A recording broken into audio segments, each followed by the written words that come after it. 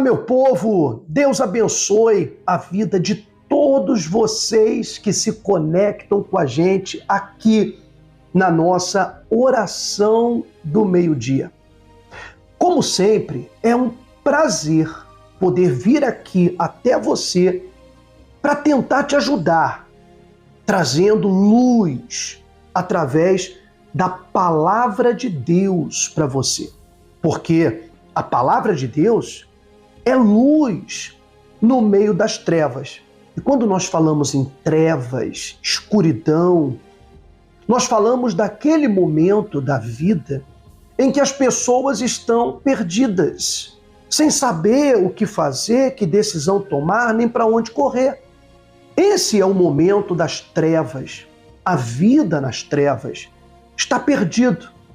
Porque imagina que, ainda que você conheça todos os móveis da sua casa, vamos imaginar, a sua casa agora, você sabe onde está a mesa, onde está a cadeira, onde está o sofá, você sabe onde está tudo. Mas digamos que tem um apagão, apaga a luz de toda a cidade, todo mundo fica no escuro, não tem uma lâmpadazinha. E aí você tenta andar pela sua casa. É quase impossível você não tropeçar em alguma coisa, não é? Ainda você sabendo onde está tudo. Mas quando a luz apaga toda, você perde a noção do espaço, da distância que as coisas estão de você. E aí você bate a canela, machuca o dedo do pé, bate o pé.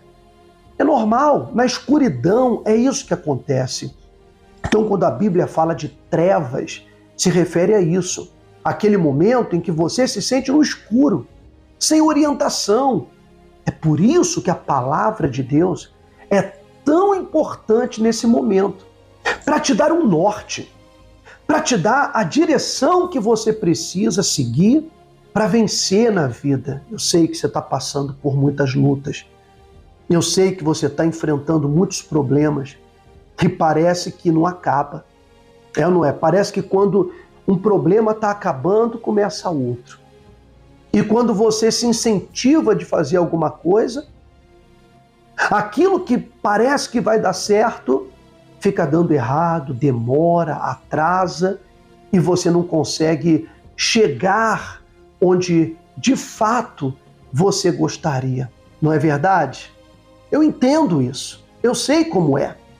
Mas o segredo da vitória é a persistência. É você insistir no certo.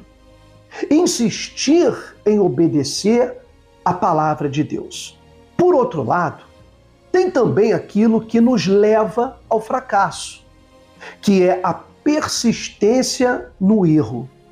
Sim, insistir no caminho errado por causa do orgulho, por causa da prepotência ou por não reconhecer o seu erro, o seu desvio. E é por aí que muitas pessoas estão se afundando cada vez mais nos problemas e tomando decisões erradas, fazendo coisas erradas na sua vida e sofrendo cada vez mais. E o pior de tudo é quando as pessoas colocam a culpa em Deus, porque de repente ela frequenta uma igreja. Sim, ela frequenta uma igreja evangélica, ela escuta um pastor, mas as escolhas que ela faz não são de acordo com a palavra de Deus. Mas ela acha que pelo fato de frequentar a igreja, ou de ser religiosa, ou ser evangélica, que Deus tem a obrigação de ajudá-la. Porque ela diz, mas eu vou à igreja, como se ela estivesse fazendo um favor a Deus. E na verdade, a igreja é como uma escola, onde você vai aprender o caminho certo. Não adianta frequentar a escola e não aprender. É ou não é verdade? Não adianta frequentar a igreja e não aprender o caminho e fazer as coisas certas. Não é assim? A gente precisa abrir a nossa mente. Bom, antes de ler o que eu vou ler aqui para você, eu quero pedir duas coisas. Primeiro, você que está aqui com a gente no nosso canal, seja bem-vindo, bem-vinda. Não se esqueça de deixar o seu like, aqui é muito importante você deixar sua curtida agora mesmo, rapidinho, isso leva 1 segundo. para que esse vídeo possa ser recomendado para outras pessoas que precisam ouvir essa palavra. Se você ainda não é inscrito, se inscreve no canal também, ativa o sininho das notificações. E segundo, prepare um copinho com água para o momento da nossa oração. Prepare-se, porque Deus vai atender você, Ele vai te ajudar. Bom, a Bíblia conta a história de um antigo rei que reinou antes de Davi. Ele foi o primeiro rei de Israel, chamado Saul. Saul, ele foi escolhido por Deus porque ele era um homem idôneo, honesto. Ele era um homem que, de certa forma, era também um pouco desprezado, porque Deus sempre escolhia os mais desprezados da sociedade ou da família. E Deus escolheu Saul por todas as qualidades que ele possuía e que Deus valorizava nele. A sua coragem, a sua força, a sua vontade de vencer, a sua sede de justiça. Porém, quando a coroa veio sobre a cabeça de Saul, aconteceu uma mudança. Ele começou a ser chamado de Senhor, começou a ser tratado como majestade, como rei, e aquilo começou a subir para a sua cabeça. Ele começou a se esquecer do verdadeiro rei que lhe emprestou aquela coroa, que era Deus. Porque o verdadeiro rei é Deus. Ele reina sobre tudo e sobre todos. Então Deus lhe emprestou aquela coroa para que ele fosse seu representante na terra. Saul, porém, ele se encheu de orgulho, de soberba, e já não mais consultava a Deus. Começava a aceitar suborno, ele aceitava bajulações. As bajulações começaram a fazer que ele se sentisse algo ou alguém que ele não era. Ele começou a se sentir acima do bem e do mal, acima da justiça, acima de Deus, ou igual a Deus, a ponto de não ter que consultar a Deus para nada. E quando Deus lhe dava uma ordem, ele até cumpria, mas cumpria do jeito dele. E quando Deus o repreendia, ele não mudava. Ele insistia no erro. Olha, deixa eu te falar uma coisa. Se tem algo que é pior do que o erro, é insistir nele, insistir no erro. Se tem algo que é pior do que o pecado, é a insistência no pecado, a persistência no erro. Assim como a insistência em fazer o que é certo te leva ao longo do tempo à vitória, a insistência no erro te leva à morte.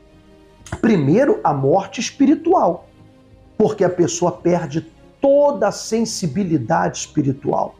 E Deus não consegue mais falar com ela por causa do seu orgulho, da sua soberba.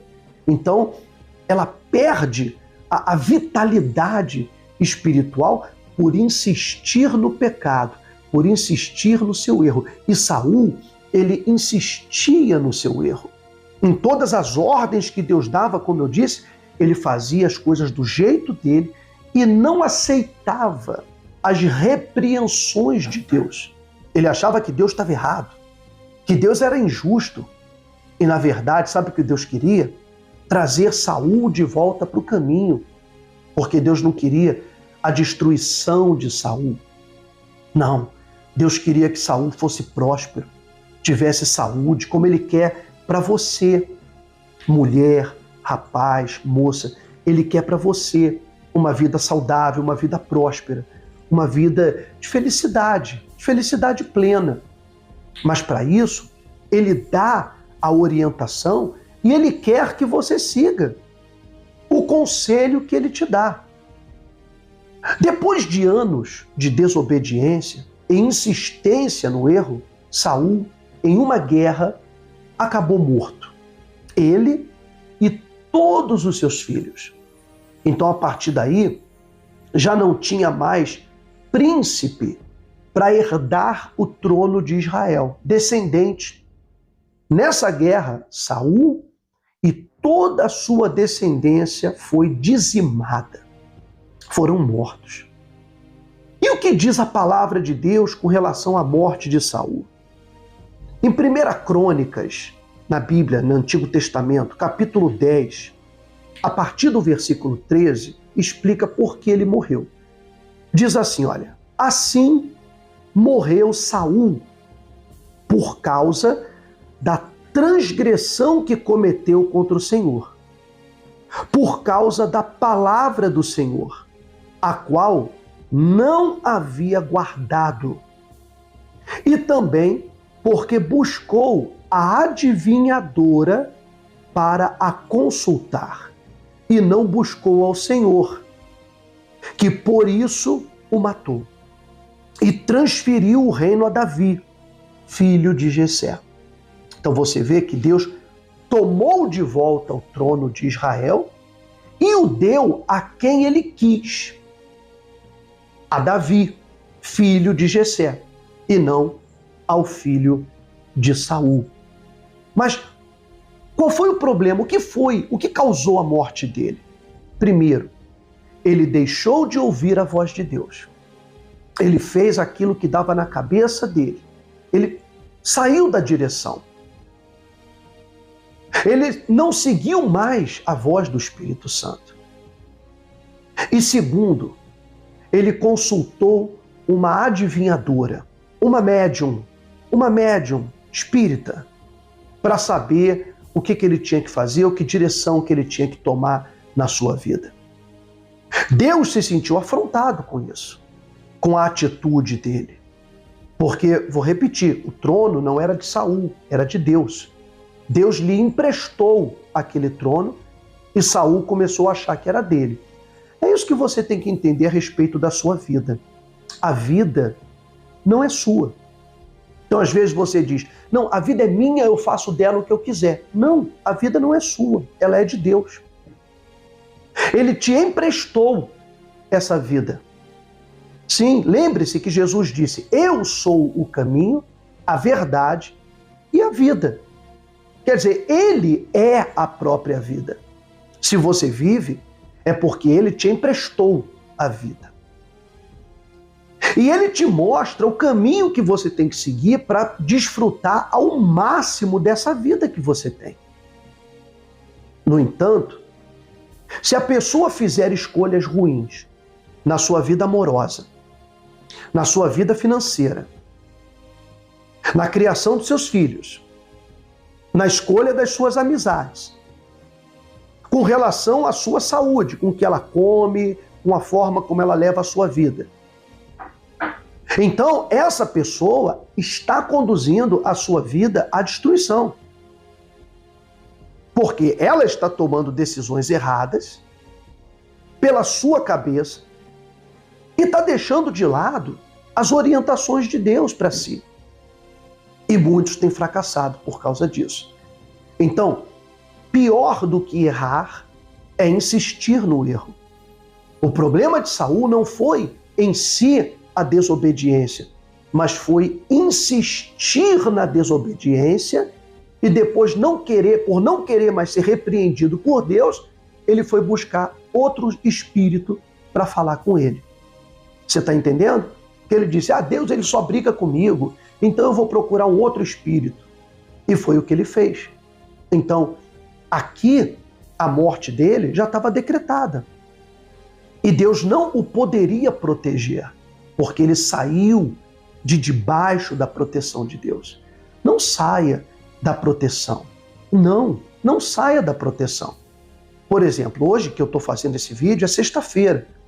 Sexta-feira, para muitas pessoas, é um dia de maldições. Para muitas pessoas é um dia onde se fazem bruxarias, feitiçarias, fazem despachos em cemitérios. Geralmente são nas sextas-feiras. É um dia que muitas coisas ruins costumam acontecer na vida das pessoas. Então nós temos sim que buscar a proteção. E a proteção, querida, não é com uma gotinha de óleo na sua testa. A proteção não é uma gotinha de óleo na tua mão e no teu pé. A proteção, ela vem por você ouvir a voz de Deus e segui-la, porque aí Ele vai te guardar por todo o caminho. Porque Ele não vai deixar você ir pelo caminho onde está o mal, onde está o problema. Ele vai te dirigir e vai te dizer, vai por aqui, porque o mal está ali, desvia. Vai para lá, porque ali tem um problema, vem para cá. Então, o melhor negócio da vida, a prova de inteligência, a maior prova de sabedoria, é escolher ouvir e obedecer à voz de Deus.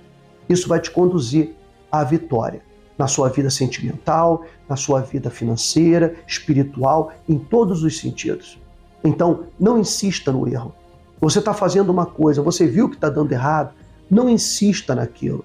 Muda a sua forma de se relacionar com as pessoas. Muda a sua forma de guiar a tua vida emocional, a tua vida amorosa.